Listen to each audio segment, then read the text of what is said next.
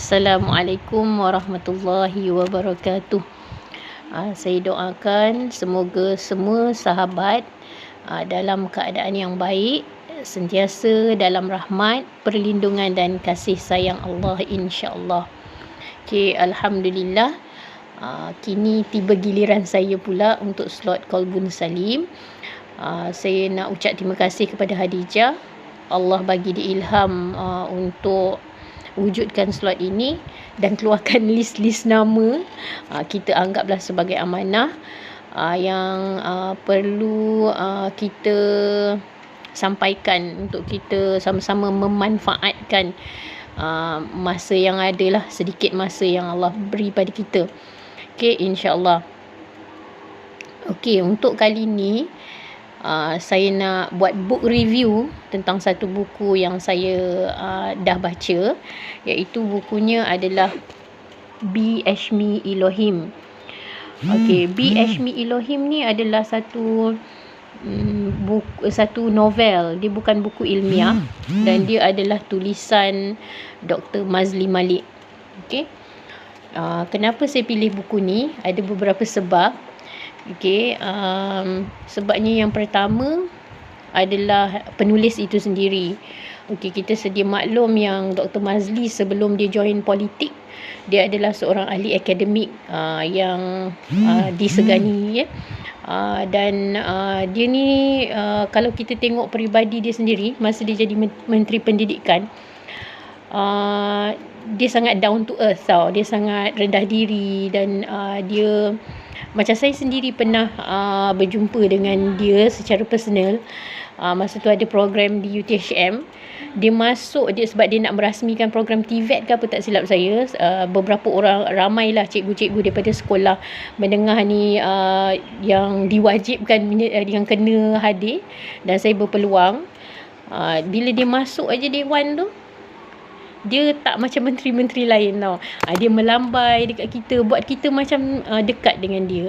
Tu satu peribadi Dr. Mazli lah, yang membuatkan saya nak bacalah buku dia. Yang kita tahu dia banyak menghasilkan penulisan-penulisan ilmiah. Kalau sebelum ni saya ada baca buku tentang Palestin. Banyaklah dulu masa dia sebagai ahli akademik, dia memang banyak menghasilkan penulisan ilmiah. Banyak tulisan-tulisan dia yang berkait dengan isu Palestin, dan banyak lagi lah tentang masyarakat dan sebagainya. Tapi untuk buku ni lain daripada yang lain sebab dia adalah cerita. Jadi saya nak tahu macam mana Dr. Mazli tu sendiri dia olah satu-satu cerita lah, ya. Jadi sebab itu saya pilih buku ni. Okey, sebab yang kedua ialah dari segi setting ataupun latar. Kalau dalam bahasa Melayu, kalau adik-adik dulu ada belajar bahasa Melayu, kita ada Komsas, ada latar tempat, latar masa, latar masyarakat, kan. Jadi setting dia tu berbeza. Sebab ini bukan cerita orang Melayu, bukan cerita Melayu, bukan cerita orang Melayu. Dia adalah cerita satu satu tempat. Cerita masyarakat di Yaman. Okey. Kejap. Okey, cerita masyarakat di sebuah kampung yang bernama Eden di Yaman. Dan dia punya latar masa adalah masa sebelum kelahiran Rasulullah. Jadi macam lain lah, lain yang menyebabkan saya rasa seronok nak membaca. Okey. Kita pergi pada sebab yang ketiga. Okey, sebab yang ketiga ialah dia punya jalan cerita dia. Cerita dia menarik. Tak adalah banyak konflik sangat, tapi dia bersahajalah. Dia macam best je, as we go through tu, macam lepas ni apa, kemudian apa yang jadi, dia macam tu. Dia flow dia menarik. Dia punya plot cerita, jalan cerita. Okey, dan dia dia masa muka surat pertama, pada muka surat pertama ni dia letakkan watak-watak yang terlibat dalam cerita ini.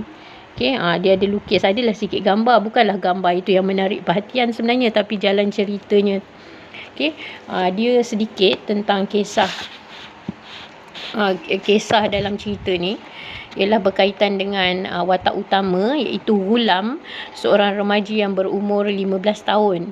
Dia macam explore banyak benda sebab dia nak tahu banyak benda tentang kebenaran, tentang Tuhan kan.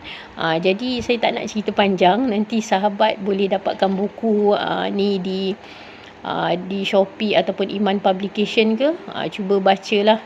Mungkin pendapat kita tak sama, tapi apa yang saya nak kongsi ni adalah tentang pandangan saya lah terhadap buku ini.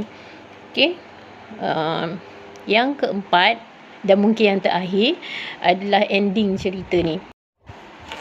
Okey, selalu kalau kita baca novel ataupun kita tengok drama, kita akan sedih kalau watak utama tu mati, ataupun ada berlaku perpisahan, ataupun kita akan gembira kalau kesudahan cerita tu menggembirakan lah.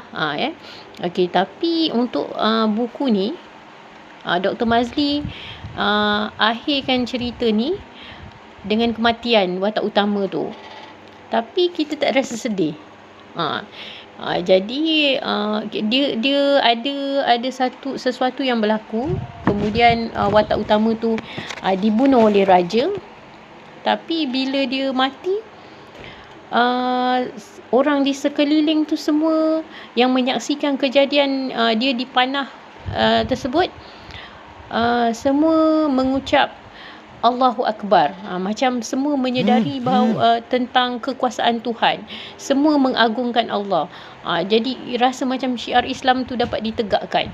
Macam itulah yang saya rasa bila saya habis baca buku ni. Jadi saya syorkan sahabat-sahabat bolehlah mendapatkan buku ini. Yang baik, apa yang saya sampaikan, yang baik itu datangnya daripada Allah, yang buruk itu dari kelemahan saya sendiri. Okey, saya sudahi dengan wabillahi taufiq wal hidayah. Assalamualaikum warahmatullahi wabarakatuh.